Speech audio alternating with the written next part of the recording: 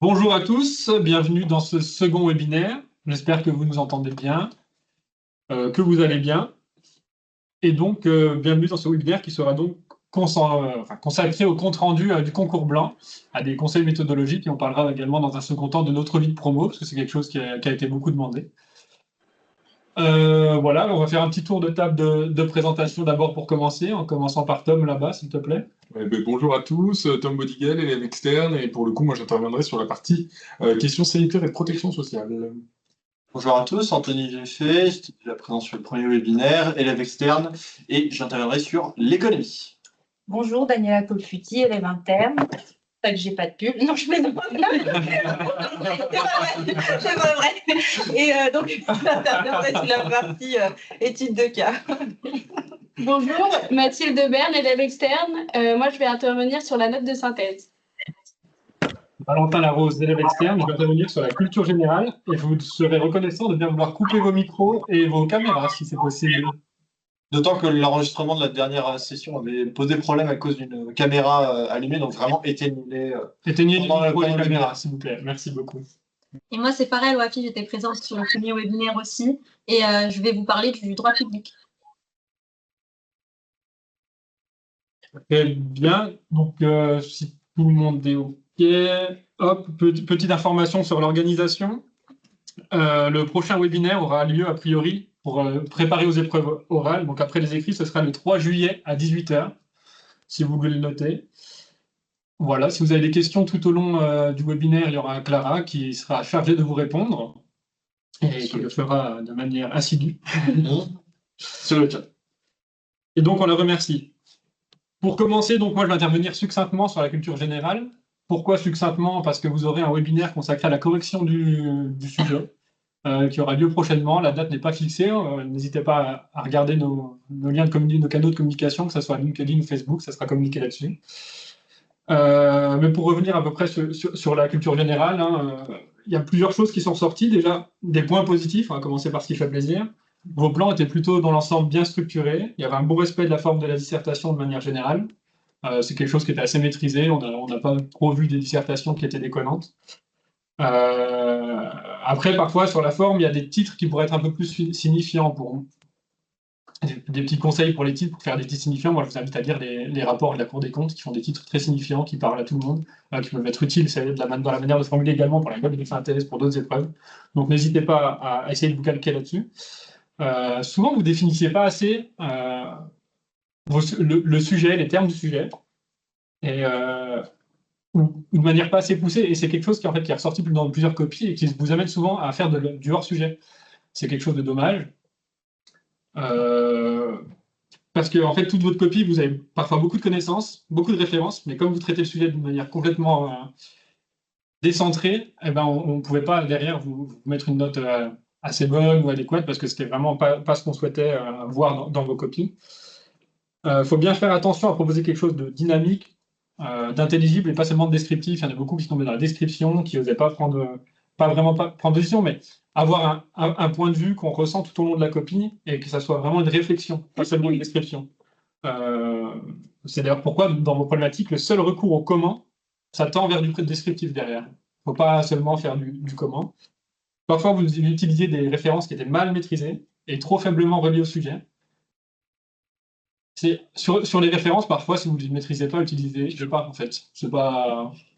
vaut mieux prendre des références qui sont moins prestigieuses, entre guillemets, mais que vous maîtrisez, vous montrez qu'il y a un lien avec le sujet, vous arrivez de manière intelligente à les lier au sujet, on comprend votre réflexion, on comprend l'exemple, plutôt que mettre quelque chose, on se dit, alors c'est mal maîtrisé, c'est un peu agaçant pour le correcteur, et derrière, en plus, vous tirez une balle dans le pied parce que vous traitez à côté, quoi.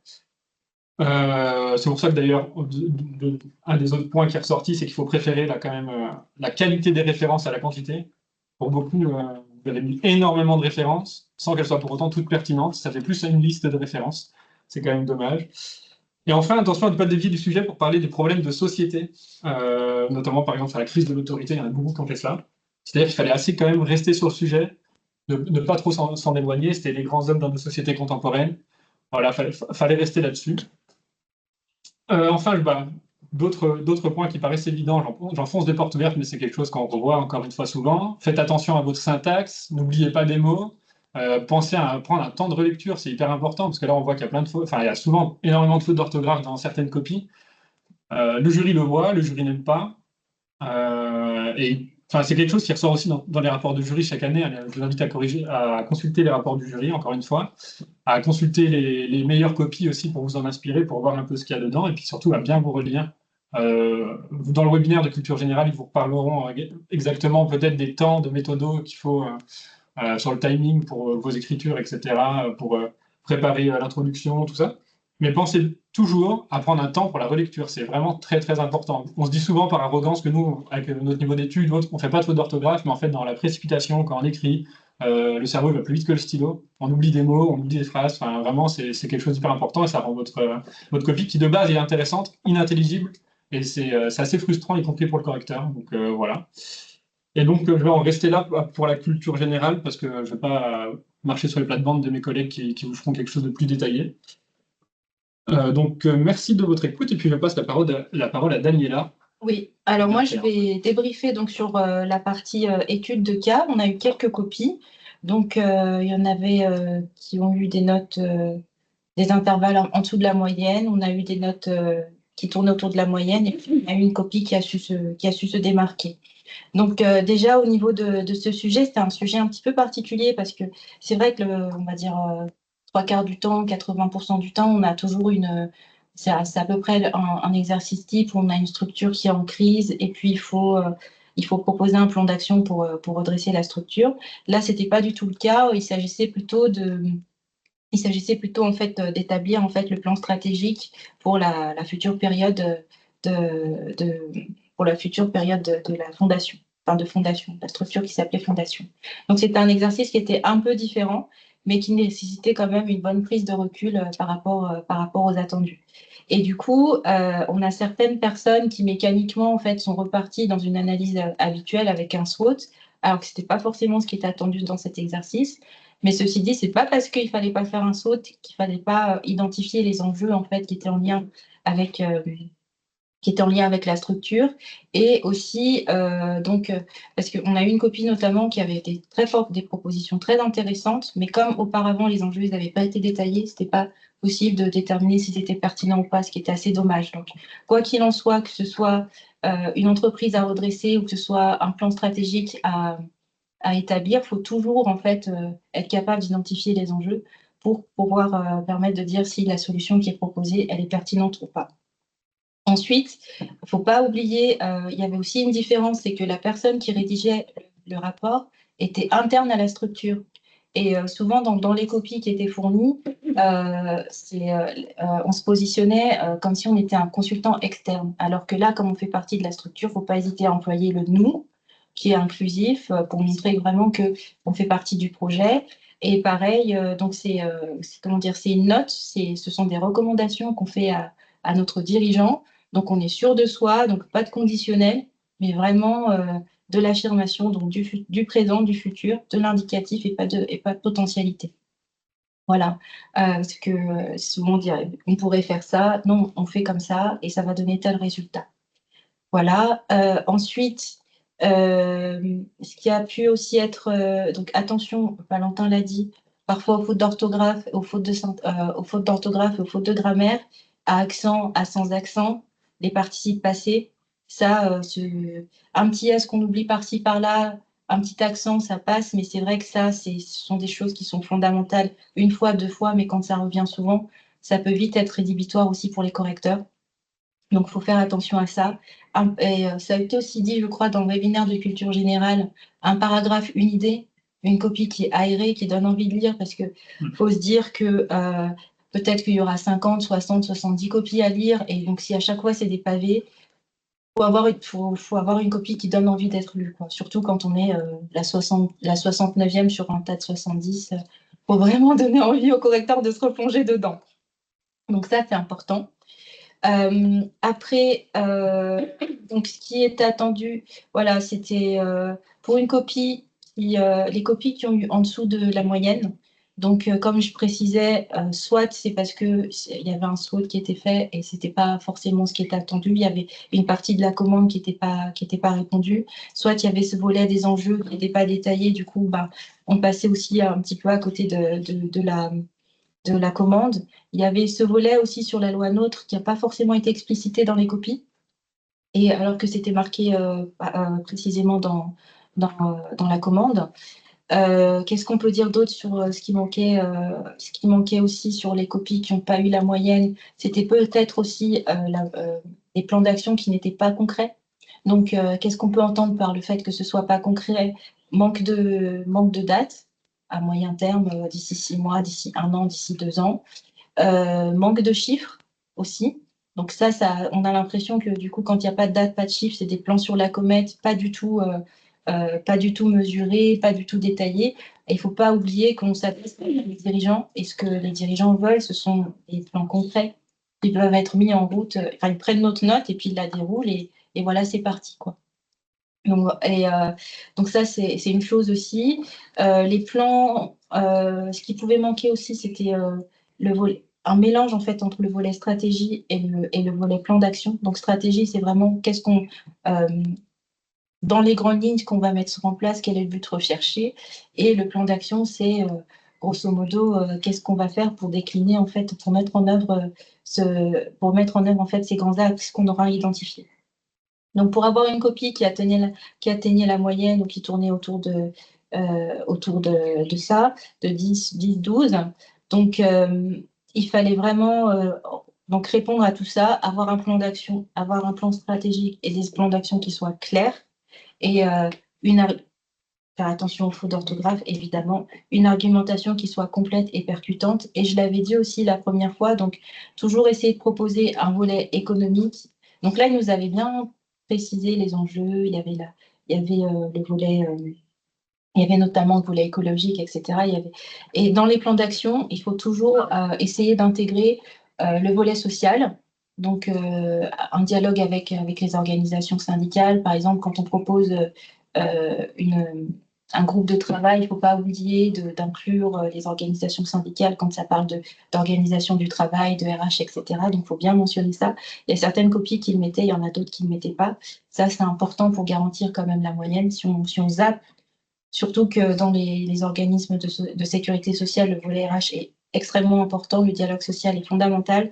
Donc, il faut absolument que ça apparaisse en fait dans les copies d'études de cas. Il y a évidemment les éléments chiffrés, parce que l'argent, c'est le nerf de la guerre. Donc, on veut avoir une idée précise de combien ça coûte. Et enfin, il y a toujours aussi ce volet RH managérial, quelles sont les transformations. Donc, essayez pas forcément d'avoir ces 3 volets dans chacune des propositions, mais que grosso modo, dans la copie, on retrouve ces 3 axes-là qui sont développés d'une manière ou d'une autre. Et maintenant, pour avoir une copie qui atteint entre 13 et 15, voilà, il faut évidemment tout ce que je viens de dire. Et en plus, il va falloir vraiment faire des propositions, j'ai envie de dire, qui sont dans l'air du temps. On voit qu'on suit l'actualité, utiliser des éléments de langage qui sont courants et qui sont vraiment, qui font écho, quoi, qui font presque, j'allais dire, sans le côté péjoratif du terme, mais campagne marketing. On voit que voilà, ça, c'est une proposition qui est moderne, c'est ce que les gens veulent. Parler par exemple donc transition écologique, sobriété énergétique, des termes qui tout de suite en fait dès qu'on les entend, on sait que voilà ça parle bien et du coup ce sont des termes qui très facilement en fait pourront être récupérés comme éléments de langage. Et toujours pareil dans l'idée que dans les organismes de sécurité sociale, il y a beaucoup de communication interne qui est faite.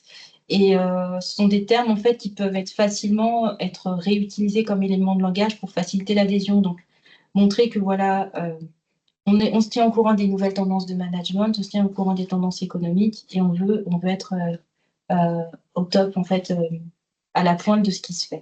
Donc voilà, c'est ça qui va vraiment faire la différence entre une copie qui est moyenne, qui répond à la commande, et une copie qui est au-dessus du lot, qui répond à la commande certes, mais qui a des propositions qui sont vraiment persistantes et vraiment dans l'air du temps. Donc voilà. Et puis, petite chose que je voulais ajouter, il y a certaines copies qui mettaient directement note et puis après le déroulé de la note. Il faut bien un en tête toujours. Mathilde, je ne sais plus comment tu l'as appelé tout à l'heure. Un encart, merci. Il faut bien un encart donc avec le nom de la personne qui a rédigé, enfin un expéditeur, un objet, un destinataire, une date. Voilà, même si on ne précise pas la date, le 5 janvier XXX, mais voilà, faut se prêter à l'exercice, ça fait partie de l'exercice et c'est dommage de perdre 0,5 points, 1 point là-dessus parce que un 0,5 points coef 5, si je ne dis pas de bêtises, ça pèse lourd quand même à la fin, ça peut se jouer à 2 points à la fin, donc c'est dommage de perdre des points là-dessus. Voilà, je crois que j'ai tout dit, puis je vais passer la main à Farah. Alors, concernant le droit public, on a été 2 à vous corriger, donc Paul et moi-même. Et sur le retour de ces copies et les miennes, il y avait beaucoup de ressemblances sur les commentaires qu'on vous a partagés. Alors d'abord, je vais vous parler du fond de vos copies et ensuite de la forme, ce qui allait, ce qui n'allait pas. Concernant ce qui allait pour le fond, en tout cas, on a trouvé que dans vos copies, vous avez tous suivi l'actualité du sujet. Vous n'êtes pas passé à côté de quelque chose d'assez important. Notamment, vous avez tous parlé de l'utilisation fréquente de l'article 49 alinéa 3 sous la Ve République et de l'instabilité gouvernementale, notamment avec les changements de gouvernement qui ont été assez importants. Donc ça, c'était plutôt bien à ce niveau-là, et donc les correcteurs apprécieront le fait que vous suivez l'actualité, ça peut apporter des points. Et au contraire, on enlevait beaucoup à ceux qui ne l'ont pas fait. Toutefois, on n'a pas, en tout cas, on n'a pas beaucoup aperçu dans vos copies l'actualité concernant tous les débats politiques à propos du potentiel 6e République. On l'a pas très vu, alors que c'est un débat qui a beaucoup alimenté les débats politiques en ce moment. Et de la révision constitutionnelle récente concernant l'interruption volontaire de grossesse. On n'a pas vu dans vos copies, alors que c'était quand même une révision qui était d'actualité et que j'ai pas retrouvée dans vos copies. Voilà, et parler d'une 6e République, donc ça aurait été intéressant de le faire notamment d'un point de vue juridique et surtout pas politique, parce qu'on est dans une copie de droit quand même, et justement de parler des possibilités juridiques pour construire une nouvelle République. Ça, on ne l'a pas trouvé dans vos copies. Vous avez tous eu à peu près le même point de vue sur le fait qu'il fallait garder la même constitution et qu'il fallait l'adapter. Donc c'était bien, mais on n'a pas vu l'autre angle du sujet, notamment sur la création d'une 6e République, ce qui aurait pu être intéressant et vous démarquer par rapport aux autres copies. Après, ça aurait été un risque à prendre justement pour ne pas tomber dans le politique. Mais ce qu'on a remarqué aussi, c'est que justement plusieurs copies avaient été tombées dans le piège justement de faire une copie politique et pas assez juridique, parce que vous nous avez tous parlé de l'article 49 alinéa 3 et justement vous employez le terme 49.3. Alors moi je trouve que c'est un terme assez journalistique. En droit, on aurait préférence à dire l'article 49 alinéa 3 de la Constitution, même si c'est plus long, mais c'est plus juridique de l'employer comme ça. Et donc voilà, et donc comme conseil pour ne pas tomber justement dans le politique, c'est vraiment de décrire les articles de la Constitution concernant la révision constitutionnelle, donc l'article 89, de mettre en avant des jurisprudences. Par exemple, la jurisprudence liberté d'association aurait été utile dans ce sujet. Et se servir aussi de la doctrine, parce que la Constitution, c'est un sujet qui est assez riche dans la doctrine. Plusieurs auteurs en parlent et on n'a pas vu assez vraiment, en tout cas, j'ai pas vu assez de références à ce niveau-là, et donc ça faisait penser un peu à un sujet de sciences politiques. Donc c'était le risque à prendre, et ça, vous pouvez, la note peut vite baisser, parce que ça fait du coup sujet de culture générale, c'est pas c'est pas du tout du coup une dissertation de droit juridique. Voilà. Après, concernant les révisions de la Constitution, vous en avez tous à peu près parlé, notamment des révisions massives de 2008, mais on n'a pas assez vu les révisions concernant la construction européenne, donc ce sont des révisions qui sont quand même assez importantes, et on ne les a pas retrouvées. Donc je trouve qu'il y a eu une impasse à ce niveau-là. Vous n'avez pas aussi parlé du comité Simone Veil de 2008, qui est un sujet assez important pour cette copie. Certaines copies sont tombées aussi dans le hors-sujet, alors justement parce que le sujet est assez large et plusieurs copies n'ont pas assez limité le sujet, n'ont pas précisé vers quel angle ils voulaient aller, et ça pouvait vite tomber dans le hors-sujet, ou bien parce que justement vous n'étayez pas assez dans vos copies vos arguments, et donc on voit où vous voulez en venir, mais c'est pas assez explicite dans vos copies, et donc si un correcteur veut pas faire l'effort de comprendre ce que vous dites, vous allez vite tomber dans le hors-sujet. Donc ça, c'était concernant le fond. S'agissant de la forme, donc l'introduction, donc certaines copies étaient très bien au niveau de l'introduction, c'était respecté, toutes les étapes étaient faites. Mais par contre, beaucoup de copies, et ça m'a assez surprise, ne définissaient pas la Constitution alors que c'était le terme du sujet. Même si ça paraît être un terme courant et tout le monde sait à peu près ce que c'est, il est important de le définir. Et comme je le disais tout à l'heure, la doctrine est riche à ce sujet-là, et la Constitution est très bien définie dans la doctrine. Et je crois que j'ai vu une seule copie utiliser la doctrine pour la définir. Donc j'ai justement partagé dans les copies qui ne faisaient pas les auteurs qui définissaient la Constitution. Ensuite, donc ça, on est dans l'intro, mais aussi concernant la conclusion, beaucoup de copies n'en font pas.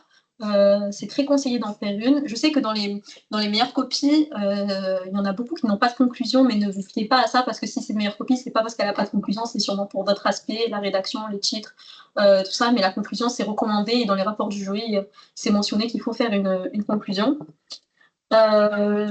Concernant aussi votre méthodologie dans la rédaction de vos parties, comme disait tout à l'heure Valentin pour la culture G, vous mettez beaucoup d'illustrations sans forcément argumenter. Moi, j'ai trouvé qu'il y avait beaucoup de références, d'illustrations, mais pas d'argumentation. Donc, ce que je vous conseille dans vos parties, c'est vraiment de prendre un exemple et de bien l'expliquer. Ça va vous forcer à bien argumenter. Et de ne pas énoncer plein d'illustrations, ça va perdre le correcteur, il ne va pas comprendre où vous voulez en venir.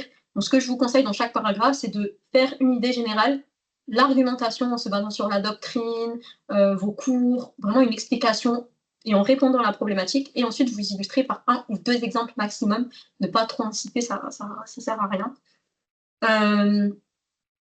Ensuite, les titres. Alors, les titres étaient très descriptifs dans certaines copies. Certaines faisaient des bons titres, où c'était très explicite, on savait directement où la personne voulait en venir, mais d'autres c'était trop descriptif et ça pouvait paraître à des titres de manuel de droit. Parce que je sais qu'à la fac de droit, on nous force à ne pas mettre de verbes, mais là je vous conseille de mettre des verbes conjugués, ça va vous permettre de mieux expliciter, de mieux vous faire comprendre, et je trouve ça beaucoup plus lisible et compréhensible quand il y a des titres conjugués. Donc je vous conseille de le faire. Et aussi, je reviens sur l'introduction, pensez à reformuler la problématique, parce que j'ai vu que beaucoup de copies reprenaient le terme du sujet, et donc ne reformulez pas la problématique, alors que si vous reformulez, ça va vous permettre de mieux identifier le sujet, de mieux limiter le sujet, et donc de ne pas faire de hors-sujet aussi. Alors, je finis juste par des points méthodologiques pour revenir sur vos copies. Je vous conseille d'utiliser des plans types, vraiment de ne pas tenter l'originalité sur les plans, ça reste un concours administratif, et vraiment de faire les plans types. Et si vous voulez tenter une touche d'originalité, le faire sur les illustrations peut-être, les exemples, mais garder des plans types, ça va vous permettre de vous assurer la moyenne et de ne pas faire de hors-sujet et d'expliquer tous les éléments, tout ce qui est attendu. Et puis voilà, donc c'est tout ce que j'avais à vous dire. Voilà, c'est bon. Merci de votre écoute. Et donc, c'est à mon tour, après le droit public, l'économie, de matière rivale, ou pas, mais où là, je serais peut-être, on a reçu à peu près autant de copies que le droit public, mais je serais peut-être un peu plus synthétique pour le coup, parce que l'essentiel des copies avait quand même bien compris le sujet, notamment de commerce international. Il y avait tout un raisonnement qui est bien suivi, sur le plan qui définit les grands faits stylisés, les grandes théories économiques, les politiques actuelles et les propositions. Les propositions, en général, elles étaient assez intéressantes, parce que vous avez exploré un peu le champ de ce qui est fait au niveau européen pour renforcer soit la souveraineté européenne, soit l'intégration dans les marchés commerciaux, ce qui permettait d'avoir des propositions assez variées et assez intéressantes que vous trouvez toutes pertinentes.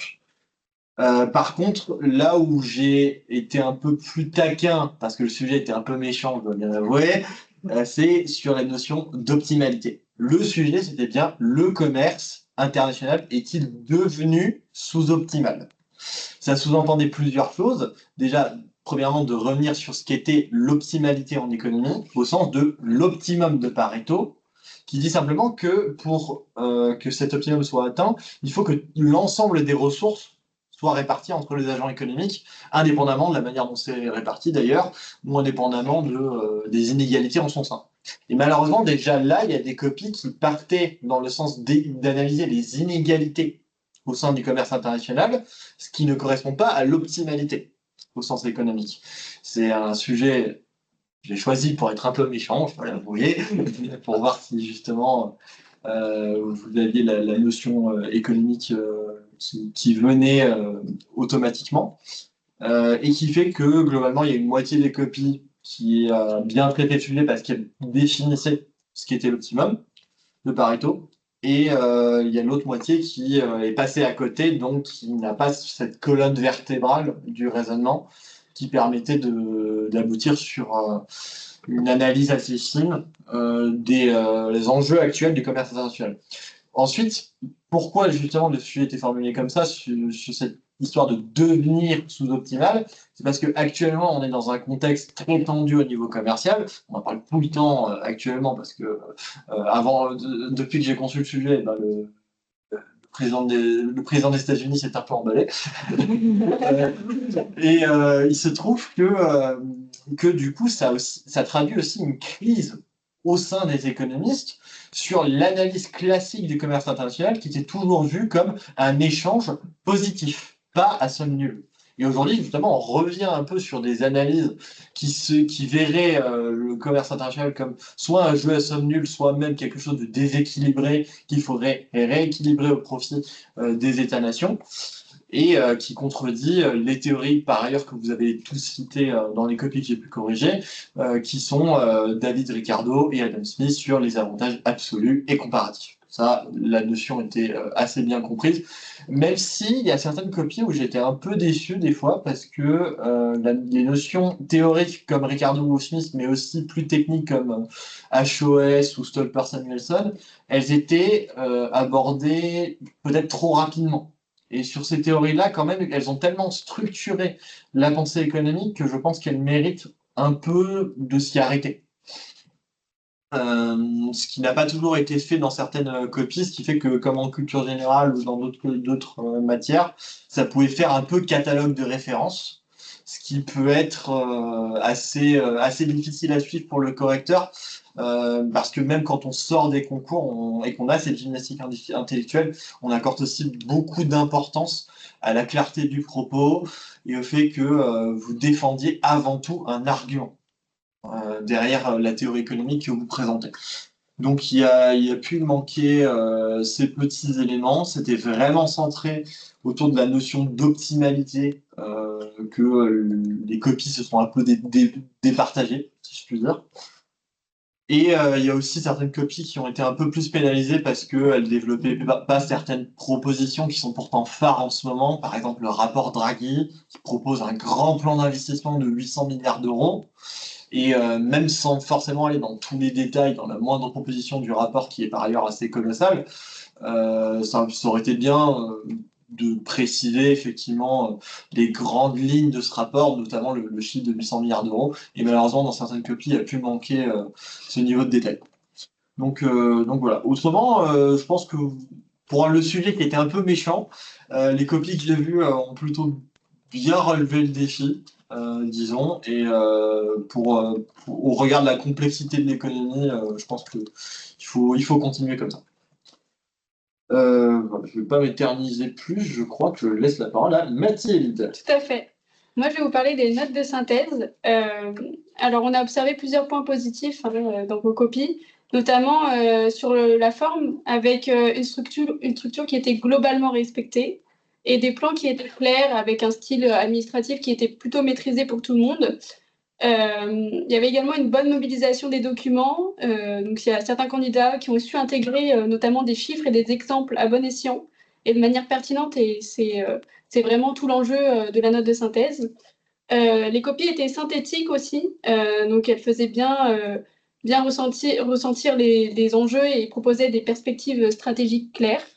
Donc c'est vraiment ce qu'on attend d'une note de synthèse. Néanmoins, il y a eu quand même des loupés dans certaines copies. Donc je vais revenir sur ce qu'il ne faut pas faire, justement, et ce sur quoi il faut travailler sur la forme. Donc il y a l'introduction qui a été souvent négligée. Donc il y avait une absence d'accroche, et l'accroche est importante, même si elle est courte, elle doit exister. Il faut une formulation claire de la problématique et également une annonce de plan. L'entête aussi était vraiment souvent oubliée. L'entête, l'encart, comme vous souhaitez l'appeler, mais il faut le faire, c'est indispensable dans ce type d'exercice.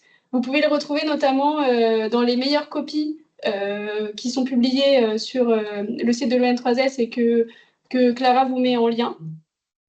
Les titres doivent être explicites et qualifiants. Et pour beaucoup, ce n'était pas le cas. Donc, il faut vraiment qu'ils guident le lecteur. Et l'idée phare dans les titres qualifiants, c'est de communiquer une information supplémentaire ou de préciser à chaque couche de titre. C'est-à-dire que le A doit expliciter le grand 1. Faites attention aux fautes d'orthographe. Je pense qu'on l'a tous dit ici. C'est vraiment quelque chose qui revient. C'est nombreux. Il y a des syntaxes qui sont maladroites, et il y a même eu des phrases sans verbe, donc vraiment, relisez-vous, c'est important. Il y a également eu de non-respect de la consigne, c'est-à-dire que la note de synthèse ne doit pas dépasser 5 pages, vraiment c'est 5 pages maximum, et ne dépassez pas, dans ces cas-là, faites au mieux, mais ne dépassez pas. Il y a également eu des absences de manuscrit, donc c'est-à-dire que vous avez mis sous forme de bullet points. C'est pas recommandé. Je sais que dans d'autres concours, ça l'est, mais pas à l'UN3S, en tout cas pas pour la note de synthèse. Vraiment, ils préfèrent quand c'est rédigé. Donc, évitez les bullet points.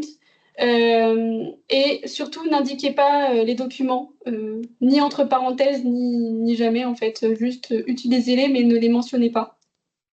Sur le fond, il y avait une tendance à la description plus qu'à l'analyse. Et ça, c'est problématique parce qu'il ne faut pas juste exposer les dispositifs, mais les mettre en perspective.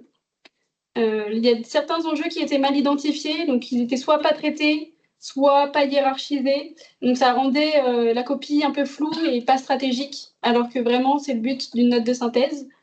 Les plans étaient déséquilibrés ou incohérents, donc parfois les causes et les contextes, ils prenaient le dessus sur les perspectives, et donc ça rendait les copies un peu moins bonnes.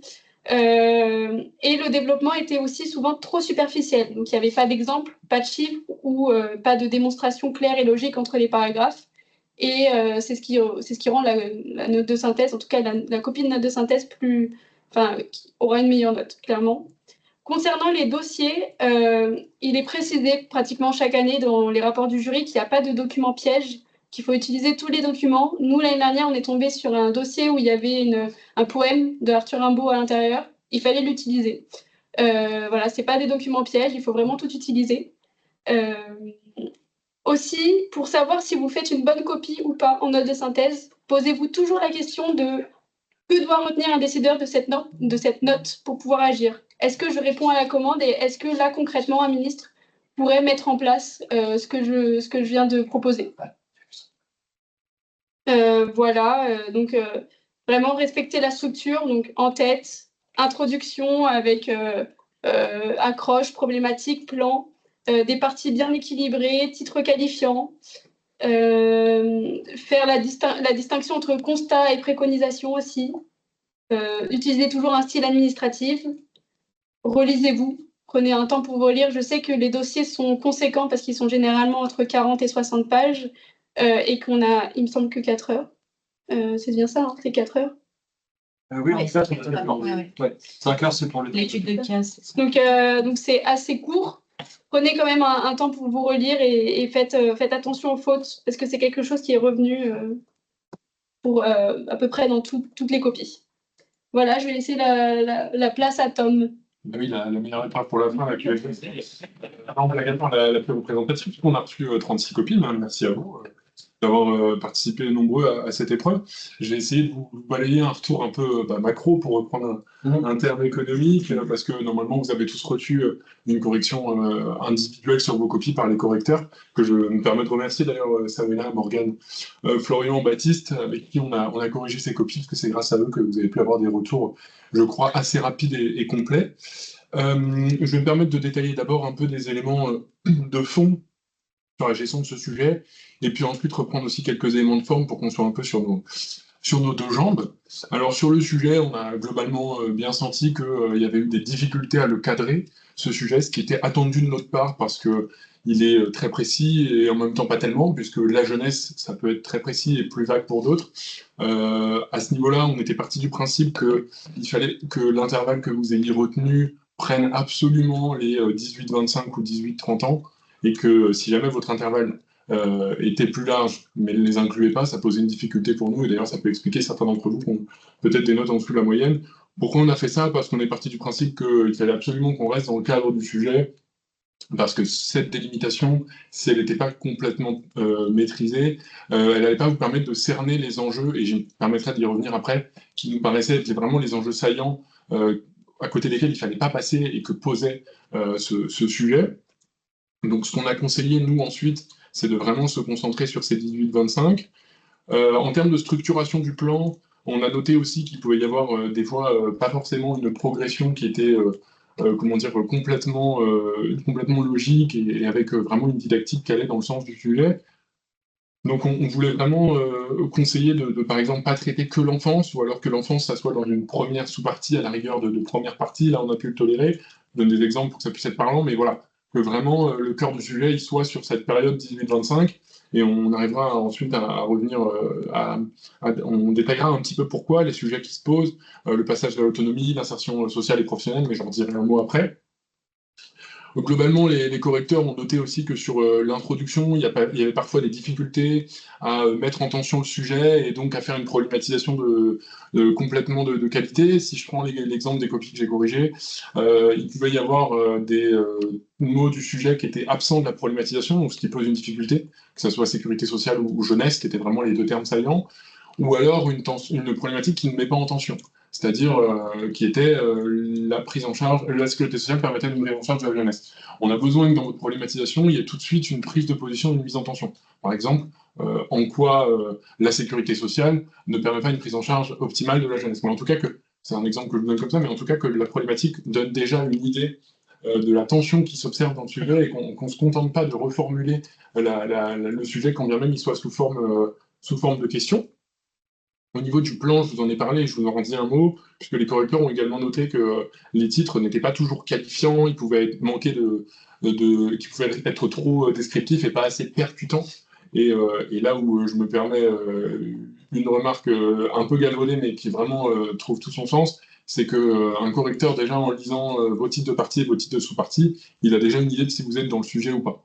Et donc, de ce fait-là, le fait que les titres soient le plus pertinents possible et tout de suite donnent de la couleur et mettent en lumière des éléments saillants du sujet, c'est absolument nécessaire, et que j'ai envie de dire tout le cœur et le trésor de votre copie ne se trouvent pas en plein milieu de la rédaction, parce qu'on pourrait passer à côté pour X ou Y raison, et peut-être aussi avec, je le dis comme je le pense, avec certains lecteurs moins exigeants ou moins assidus sur leur lecture. Voilà. Donc pas hésiter à être très précis sur l'usage que vous faites du plan. C'est le plan qui sert votre démonstration future, et pas forcément l'inverse, ce qu'on a pu constater parfois. Au-delà de ça, j'en ai déjà parlé, la définition des termes du sujet, bien faire attention à reprendre des définitions qui sont précises et qui ne soient pas uniquement personnelles, mais qui soient bien tirées de sources, et il y a même des cas où on n'avait pas de définition. Voilà, vraiment faire attention à ça. Je ne reviens pas sur les fautes d'orthographe, parce que les collègues l'ont dit. Globalement, c'est revenu, pas de façon d'agir, mais c'est revenu quand même. Et puis aussi, un certain nombre de fois, on a pu constater des difficultés à prendre de la hauteur, ou alors à, complètement organiser les idées.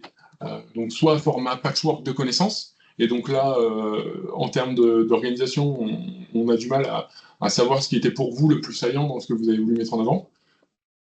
Soit en termes de prise de hauteur, puisque, et c'est là où j'en viens à vraiment la mise en tension du sujet, parfois, et ça a pu se ressentir dans les notations, on avait des copies qui peinaient à revenir sur ce qui nous semblait être un des points saillants du sujet, mais ce n'est pas le seul, qui est vraiment cette tension entre le passage des solidarités familiales à la solidarité nationale et ou professionnelle. Meilleur exemple, il y en a deux meilleurs exemples de ça, c'est à la fois le RSA, donc avec cet âge socle à 25 ans dont on parle beaucoup, et qui est un vrai questionnement avec l'allongement des études, avec les formations d'alternance, de savoir si avant 25 ans, on doit dépendre ou non de la solidarité nationale qu'est le RSA, ou est-ce qu'on est toujours dans le champ de la solidarité familiale, notamment pour des jeunes qui seraient en rupture familiale. Donc ça, c'est un vrai sujet, ce passage, cette intrication entre solidarité familiale et solidarité nationale et ou professionnelle, et certains d'entre vous l'ont relevé, s'agissant de la solidarité professionnelle, à l'image de l'assurance maladie complémentaire obligatoire pour les employeurs, donc en application de l'accord national interprofessionnel de 2013, puisque de fait, ça laisse sur le bord du chemin, sur le carreau, un certain nombre de jeunes qui alors peuvent bénéficier de la C2S, mais alors on peut rebondir de fait sur les taux de non-recours à la C2S, ou le sujet du renouvellement à 1 an qui laisse à peu près 50 à 60% des bénéficiaires sans couverture. Donc voilà, c'était vraiment le point saillant d'arriver à mettre en tension. Je le répète parce que a priori c'est la base de la pédagogie à répétition, le passage entre solidarité professionnelle, solidarité familiale et solidarité nationale et ou professionnelle. Globalement, ça pouvait amener à pas mal de constats, que ce soit sur l'accès aux soins, l'accès au logement, la question de la pauvreté. Vous avez été un certain nombre à le mettre en avant et c'était bien. Attention à ne pas trop sortir du cadre du sujet. Le sujet, et c'était volontaire, on avait eu ce débat entre nous, cadrait volontairement sur la sécurité sociale et non pas sur la protection sociale. Et on a régulièrement rejeté des éléments uniquement de protection sociale, là où la sécurité sociale peut intervenir sur un champ qui n'est pas complètement de la sécu, je prends l'exemple du logement, mais de façon indirecte. Par exemple, les APL, donc les prestations de logement, mais ça ne rentre pas dans l'ensemble, enfin, la sécu n'intervient pas sur l'ensemble du champ du logement. La sécu n'intervient pas sur les primo-accédants ou sur ce genre de sujet. Et il y a les exemples de type garantie jeune, de type foyer jeune et autres qui ont été mobilisés régulièrement, qui ne sont pas des mauvaises idées en soi, mais qui ne rentraient pas dans le champ de la sécurité sociale. Et donc on a été régulièrement vigilants à essayer de savoir est-ce que vous le mobilisiez, et c'était intéressant de faire une petite digression parce que la sécu intervient directement ou indirectement, et donc on peut faire un parallèle avec un élément de protection sociale, ou est-ce que vous mobilisez purement et simplement un élément de protection sociale, là où on pouvait se retrouver hors sujet. Donc voilà, il y a eu un sujet autour de ça.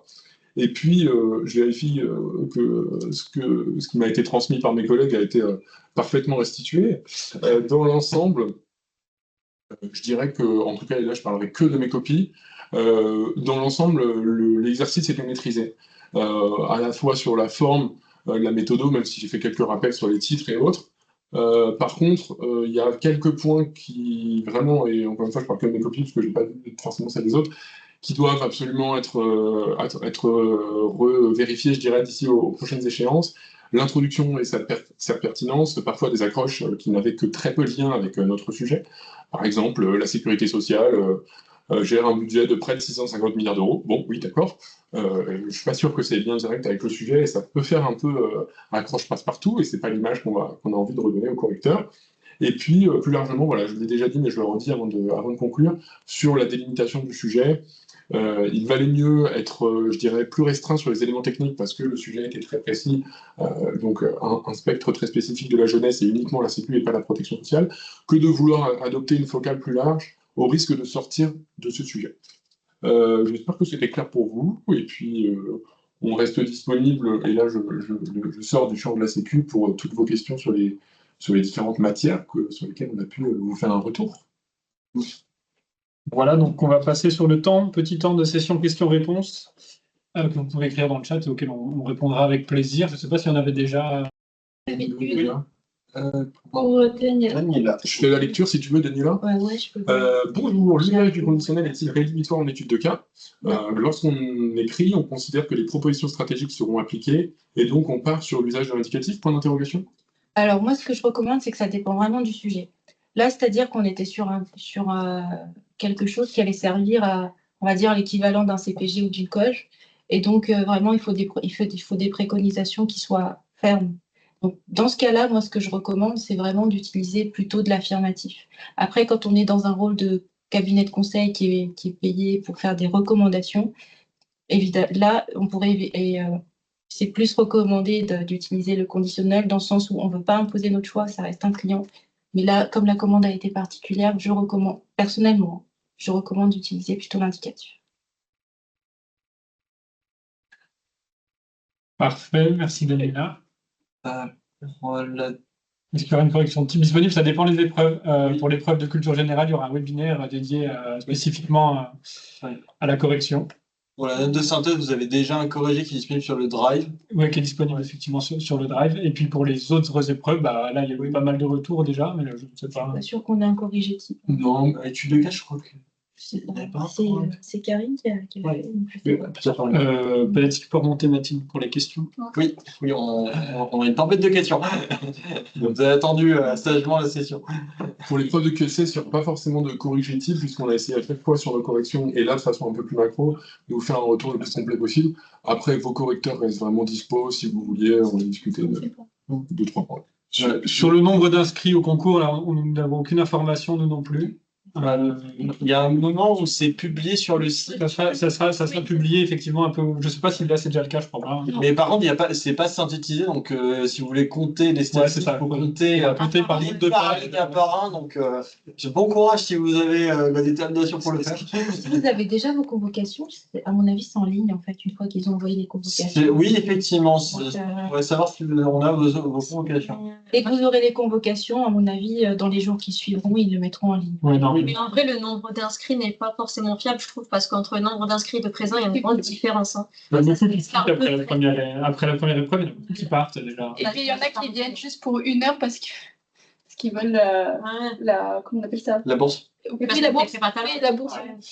Mais vraiment, ça se divise par 2 presque. Donc. Bonjour, pour l'étude de cas, je pense avoir raté la restitution. Est-il possible de revoir les éléments importants et aussi comment se préparer à cette épreuve? C'est enregistré. C'est enregistré, je pense qu'on vous invitera à le regarder sur YouTube. C'est qui a fait ça C'est la question. Et Sophie. Ouais. Je ne sais pas si on en avait déjà parlé lors du précédent webinaire aussi, quelques conseils. Et puis, je ne sais pas si tu fais partie des élèves qui sont tutorés. Mais si tu as des questions précises, ce que je fais, c'est que je t'invite à regarder la vidéo. Et puis, si jamais tu as des questions précises, eh ben, tu peux toujours nous contacter par le LinkedIn, c'est ça? Oui, bien sûr. Et puis sur notre adresse mail également, n3s par ses élèves @gmail.com. Arthur, par rapport à ta question sur l'aide à l'action sociale, je l'avais bien vu, je ne voulais pas couper la parole. Oui, le Borgetto peut être intéressant. Après, personnellement, mais c'est très personnel, je suis toujours un peu vigilant sur les bouquins uniquement de droit pour éviter d'avoir une approche qui soit uniquement juridique. Là, comme ça, j'aurais tendance à conseiller, pour vraiment essayer, parce que je crois comprendre à travers ta question que tu veux être hyper large dans les politiques sociales et pas uniquement sur les prestations de sécu. Politique sociale, donc aux éditions Presse de l'UHESP, coordonné par Gilles Hutto, un tout petit peu daté, donc il y aura un petit peu de réactualisation à faire, mais globalement, il est très très complet, parce qu'il aborde à peu près toutes les politiques sociales, quelle que soit l'institution qui la gère, collectivité territoriale, sécu ou autre. Tac, bonsoir. Quelle longueur recommandez-vous pour l'épreuve de culture générale? Alors là, ça dépend de plein de choses. Ça dépend de votre écriture, ça dépend de comment vous aérez la copie, ça dépend du sujet, comment vous êtes inspiré ou pas. Il n'y a pas de longueur type, en fait, mais il ne faut pas non plus faire trop court. Il faut être conscient que c'est de la culture générale, il faut développer, il faut avoir des connaissances. Moi, je sais que l'an dernier, dans la prépa, on me disait qu'il fallait à peu près, au moins à peu près 8 pages en général pour la culture générale. Si vous avez plus, c'est pas grave. Si vous avez un peu moins, mais que c'est très pertinent, ça marchera aussi. Faut pas non plus faire de la longueur pour faire de la longueur, en fait. Ça va se ressentir dans votre copie, ça va perdre le correcteur, ça va vite être redondant. Mais voilà, à peu près. De toute façon, en 5 heures, vous pouvez pas non plus faire énormément. Pour la liste complémentaire, globalement, ils en ont pris 7 cette année. L'année dernière, ils en ont pris... Non, mais c'est 7. Oui. Et on est descendu jusqu'au numéro 9. Les années précédentes, ça va de 7 à 11. Ça dépend les années. Ça dépend vraiment les années. Oui. Ça, c'est pour les externes. Oui, pour les externes. Pour les internes, du coup, ils ont pris une personne. Oui, Et ça fait au moins 2 ans consécutifs.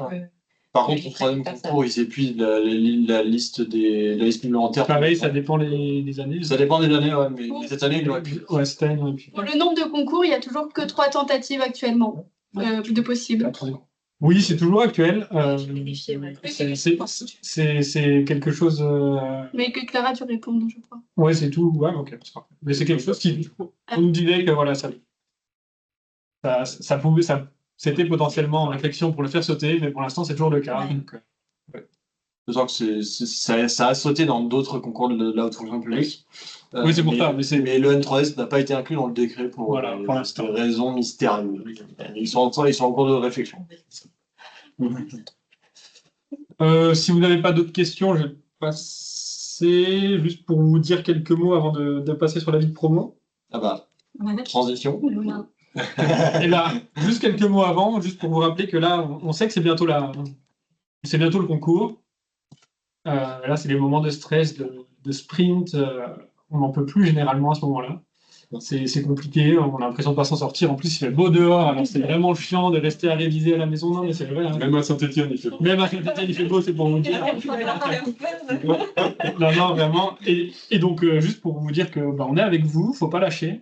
On sait que vous en êtes capable, vraiment. On a vu vos copies, on a vu vos références, on a vu comment vous travaillez. Vous pouvez le faire. On n'est pas plus intelligent que vous, j'ai déjà dit la dernière fois, mais c'est important de le rappeler. Nous aussi, on est passé par là, nous aussi, on a galéré, nous aussi, on a eu des moments de doute, on a eu des moments où on faisait rien parce que ça allait pas, parce qu'on en avait marre, parce qu'on se sentait nul. L'important, c'est vraiment de rester focus, de ne pas lâcher. On disait toujours cette image-là, mais elle est vraie, c'est un marathon, quoi. C'est-à-dire que c'est pas grave si à un moment, voilà, vous prenez un petit temps de repos, tout ça. Ça, c'est même important pour vous, pour votre santé mentale aussi. Il ne faut pas arriver le jour du concours complètement épuisé. Si vous arrivez complètement épuisé, vous n'allez pas tout donner, vous n'allez pas être au meilleur de vos capacités, et pour vous, ça va être compliqué. Vraiment, moi, je vous encourage, si vous voulez prendre des pauses, à prendre des pauses. Je vous encourage à ne pas trop stresser, à vous faire confiance. Vous avez encore un peu de temps, réviser, adopter le bon rythme, reposez-vous aussi avant le concours. Et voilà, juste pour vous dire qu'on est avec vous et que vous pouvez nous contacter. Enfin, tous ceux qui sont tutorés ou autres, on est là aussi pour ça. Donc, il n'y a pas de problème, vous n'êtes pas seul. Donc, continuez. Je passe la parole à Tom pour la promo. Oui, l'idée c'est qu'on puisse vous présenter un tout petit peu la façon dont on a vécu ces 3 premiers mois. Après, chacun peut intervenir à sa guise, j'ai pas la volonté d'être exhaustif. Sur 2-3 éléments formels, donc nous on est rentré tout début janvier au 6 janvier. Et depuis, on a eu l'occasion, c'est un modèle qui déploie là jusqu'à la fin du printemps, de découvrir en fait chaque branche à travers à peu près tous les mois et demi, un stage de 4 jours au sein d'un organisme de chaque branche. Donc on a commencé par l'URSSAF, ensuite on a fait la CAF. Là, on était la semaine dernière en CEPAM, et puis on termine avec la branche retraite et les CARSAT au début du mois de mai. Donc ça, c'est pour les éléments un petit peu de contexte. Globalement, nous, on a tout de suite un petit peu pris la main sur la vie de promo grâce à notre super BINS.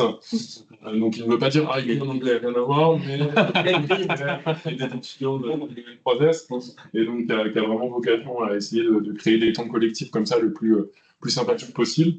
En général, c'est pas uniquement à travers notre promotion, c'est qu'il y a une grande diversité de projets qui sont proposés, tant des activités culturelles que des activités sportives, que des temps uniquement festifs.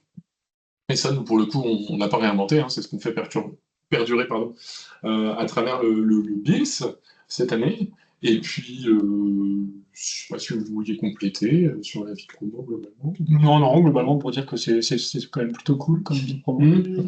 Voilà, après, j'ai pas grand-chose d'autre à dire. Je ne sais pas si vous voulez intervenir. On a des super pulls, vous avez vu. Voilà, on a des petites avec 64e au dos. Malheureusement, on peut pas le montrer. Ah, tu n'as pas montré ton dos, non, voilà. Mais aussi j'ai vu une question passer sur le rythme. Alors ça, pour le coup, c'est vraiment variable d'un élève à l'autre parce que on jauge aussi un peu l'engagement qu'on veut mettre dans la vie de promo. Et puis là, moi, je fais partie de ceux qui sont un peu claqués, qui sont contents d'avoir une semaine de vacances la semaine prochaine, parce que j'ai fait un rendez-vous de l'actu, parce que j'ai organisé parce qu'on a organisé ensemble tout ce qu'on propose à la prépa. Et parce qu'il y a aussi d'autres contributions, comme faire du tutorat de droit, et ce qui fait que effectivement, il y a des gens comme moi qui sont un peu fatigués, d'autres qui par contre ont peut-être moins de contributions, qui auront des contributions plus tard. et qui pourront. Oui, puis ça dépend vraiment de chacun, mais en vrai, il y a aussi des moments pour souffler. Voilà, il y a aussi des moments pour souffler avec le sport, avec tout ça. qui sera entre vous. 18 mois. C'est 18 mois, oui, tout à fait. Mais beaucoup de stages. Donc, Il ne passe le 1er juillet. Oui, 25. c'est 18 mois, mais on va dire il y a 6 mois de stage, Oui, 6 mois dans de la formation. Voilà, si vous avez d'autres questions ou pas. Ouais, je voulais juste revenir, du coup, comme c'est notre dernier webinaire et avant les épreuves écrites, Ouais. je voulais juste vous dire que chaque épreuve, faut vraiment les prendre de manière indépendante. C'est-à-dire que s'il y a une épreuve, vous avez l'impression qu'elle s'est pas bien passée, quand on sort, faut reset, hein, et puis repartir à zéro le lendemain, parce que tant qu'on n'a pas la note éliminatoire, on reste en course, quoi. Donc, il faut vraiment se remobiliser d'une épreuve à l'autre. Et puis, pareil, c'est pas parce qu'une épreuve s'est très bien passée ou qu'on a l'impression qu'elle s'est très bien passée qu'il faut relâcher ses efforts. Donc, voilà, c'est juste ça que je voulais ajouter. Et jusqu'au bout. Exactement. Je vois une question passer sur le tutorat. On a encore 2 petites choses à régler. Et donc, on enverra un mail à toutes les personnes qui n'ont pas été retenues, parce qu'on ne peut pas couvrir tout le monde. On a eu 200 demandes, malheureusement. Mais par contre, il y a peut-être encore quelques-uns d'entre vous qui auront un tutorat, notamment ceux qui ont rendu une copie. On y tient. Voilà. Merci beaucoup. Merci à tous. Merci à vous d'avoir suivi. On vous souhaite bon courage. Oui, bon Et courage. ne lâchez rien. Bon courage pour la dernière Bon ligne courage, droite. les doigts. Ne faites rien, on est avec vous. Bon vent aux euros. On verra.